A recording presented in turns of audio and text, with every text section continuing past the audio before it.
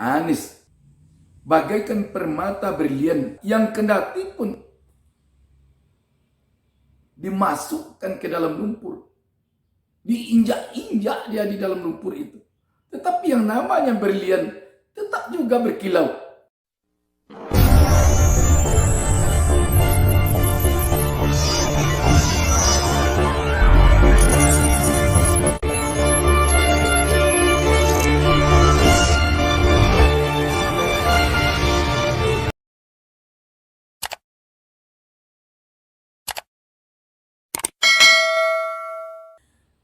Assalamualaikum warahmatullahi wabarakatuh. Jumpa lagi dengan saya Bustami Narja. Kembali saya mendoakan kepada Allah Subhanahu wa taala, Tuhan Yang Maha Esa.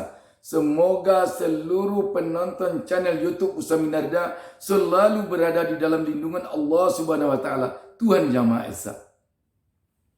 Sahabat BN, memang kita melihat sekarang ini banyak yang pusing karena Anies Baswedan, Gubernur DKI Jakarta ini. Banyak sekali yang pusing karena Anies Baswedan ini. Kenapa demikian? Karena telah berbagai jurus yang dihadapkan kepadanya. Tetapi Anies bagaikan permata brilian yang kendati pun dimasukkan ke dalam lumpur, diinjak-injak dia di dalam lumpur itu, tetapi yang namanya brilian tetap juga berkilau. Malah semakin diinjak di dalam lumpur, semakin dipukul-pukul dengan martil, semakin dipukul-pukul dengan kampak sekalipun, bukannya dia hancur, bukannya dia lenyap, tetapi semakin berkilau, semakin bercahaya, semakin mendapat tempat di hati rakyat. Ini yang bikin pusing banyak orang karena Anies Baswedan kalau kita lihat. Ini yang bikin orang pusing karena Anies Baswedan ini kalau kita perhatikan. Baru saja Anies Baswedan mendapat serangan interpelasi Formula E. Tetapi begitu serangan datang dari 9 fraksi, 7 menolak interpelasi, 2 yang mendukung hanya. Lagi-lagi serangan interpelasi terpental. Kalau kita perhatikan susahnya menyerang Anies ini. Anies ini tidak ada reaksi. Dia tidak marah diserang. Dia tidak marah dikritik. Malah dihina sekalipun dia tidak marah. Ini dia biasa saja. Kita melihat dia selalu menjawab kritikan, selalu menjawab serangan sekeras apapun, sebesar apapun, sekuat apapun, dengan kerja nyata.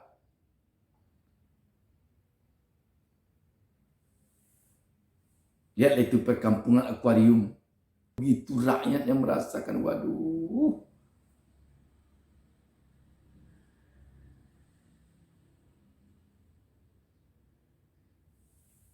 Kalau dikatakan Anies Baswedan hebat retorika, memang dia bisa bicara. Kenapa dia bisa bicara? Karena dia mampu menjelaskan. Kenapa dia mampu menjelaskan? Karena dia menguasai persoalan. Dia tidak menjelaskan dengan emosional. Dia tidak menjelaskan dengan marah-marah. Dia menjelaskan biasa, tenang begitu saja. Kenapa? Karena dia menguasai persoalan.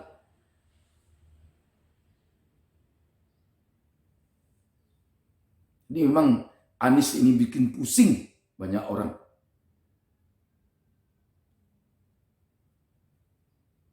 Berbagai serangan kita lihat bertubi-tubi selama ini kepada Anies. Tetapi seperti saya katakan tadi, bagaikan permata berlian yang kendati pun diinjak-injak di dalam lumpur, dia tetap bercahaya.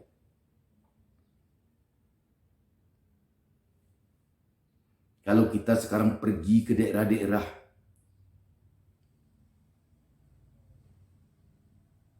siapa presiden 2024? Anies, kata orang. Kalau kita lihat survei-survei, sudah dengan berbagai cara melakukan survei, suara Anies tidak bisa dibawa. Tidak bisa dibawa. Apa artinya ini? Rakyat sekarang sungguh telah sangat mengimpikan pemimpin yang punya komitmen.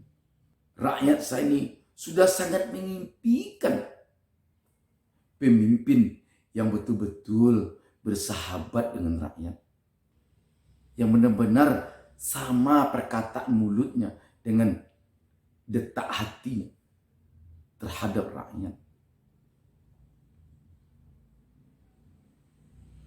Rakyat sekarang telah benar-benar mengimpikan pemimpin yang punya kemampuan lahir batin, yang punya kemampuan secara ilmu pengetahuan, punya kemampuan dari segi penampilan, punya kemampuan dari segi pembicaraan, punya kemampuan dari segi pekerjaan, punya kemampuan dari segi manajerial, punya kemampuan dari segi ketulusan hati kepada rakyat. Kalau demikian, apakah dengan diundurnya pilkada serentak kepada tahun 2024 akan membuat Anies nanti kehilangan panggung sehingga tidak bisa lagi tampil pada tahun 2024 untuk calon presiden? Tidak akan begitu. Anies itu sekarang ini telah ada di hati rakyat seluruh Indonesia. Oh, dengan cara nanti kalau ingin menjegal Anies harus dihambat untuk tidak dapat partai. Kalau Allah menentukan, Anies akan dapat partai. Kita lihat Anies tidak ada ambisi sedikit pun untuk menjadi calon presiden, untuk maju menjadi presiden. Tidak ada ambisi. Biasanya Allah tahu. Jadi nanti jangan bikin frustasi, menghambat Anies di sisi ini, menghambat Anies di sisi ini. Itu membuat yang menghambat nanti akan pusing sendiri. Sebab pengalaman selama ini telah cukup banyak hambatan-hambatan yang diberikan kepada Anies. Tetapi ternyata dengan sikap Anies yang biasa-biasa saja, tidak pernah dia merasa kelihatannya marah, menggebu-gebu karena ditekan terus. Tidak pernah dia begitu.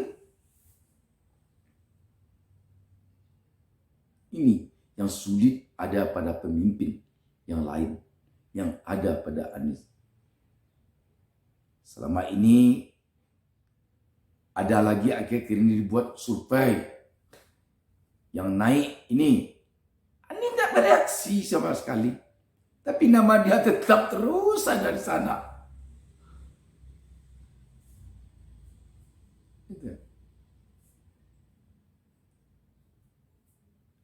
Akhir-akhir ini dimunculkan seniornya Prabowo maju melewati ini, dia tidak apa-apa.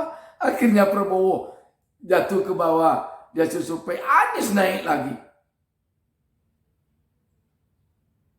Jadi memang sekali lagi, Anies ini bikin pusing banyak orang. Bahkan bikin pusing orang yang ingin menjegalnya, tetapi tidak juga bisa terjegal. Apa kuncinya kalau kita perhatikan? Anies tidak punya beban apa-apa. Dia tidak punya beban apa-apa. Kalau dia jadi gubernur sekarang,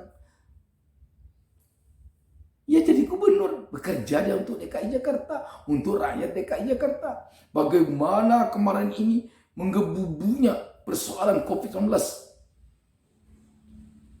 Mungkin tidak banyak yang akan memperkirakan seberhasil ini DKI Jakarta di dalam menekan angka COVID-19. Tapi ternyata berhasil. Dan Anies tidak gembar-gembor sampai sekarang. Tidak gembar-gembor. Dengarlah, lihatlah pernyataannya. Adakah dia mengatakan, ya, saya telah berhasil menekan angka COVID-19 di DKI Jakarta. Tidak pernah dia begitu. Ini yang bikin pusing banyak orang. Padahal mungkin banyak juga yang berharap kemarin ini agar Anies gagal dalam menangani COVID-19 di DKI. Terhadap diundurnya pilkada serentak 2022. Dia tidak ada reaksi.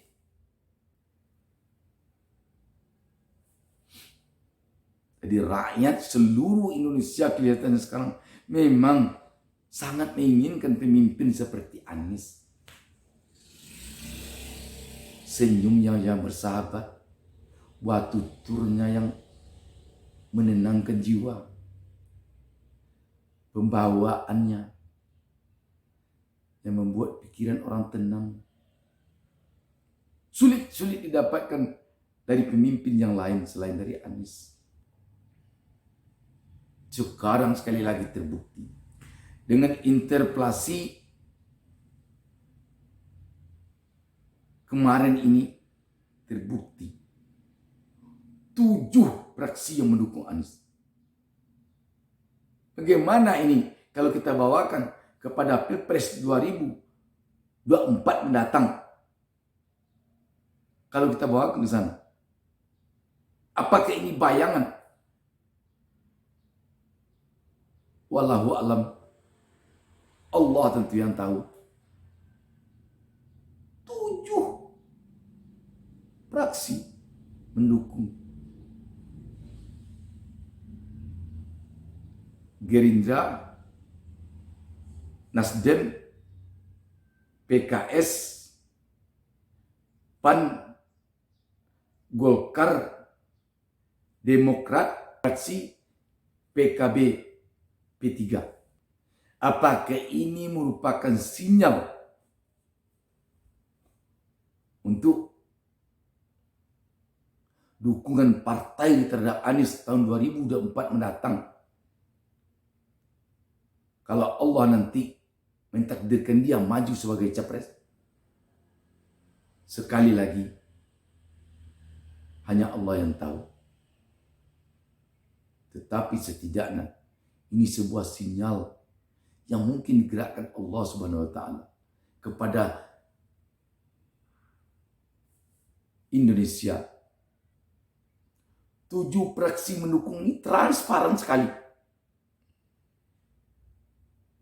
Tidak melalui pemilihan yang tidak ketahui siapa yang memilih. Tapi ini memang pernyataan. Lagi-lagi saya ingin katakan bahwa memang Anies bikin pusing banyak orang. Bikin pusing banyak pihak. Demikian. Assalamualaikum warahmatullahi wabarakatuh. Jangan lupa subscribe. Jangan lupa subscribe. Jangan lupa satu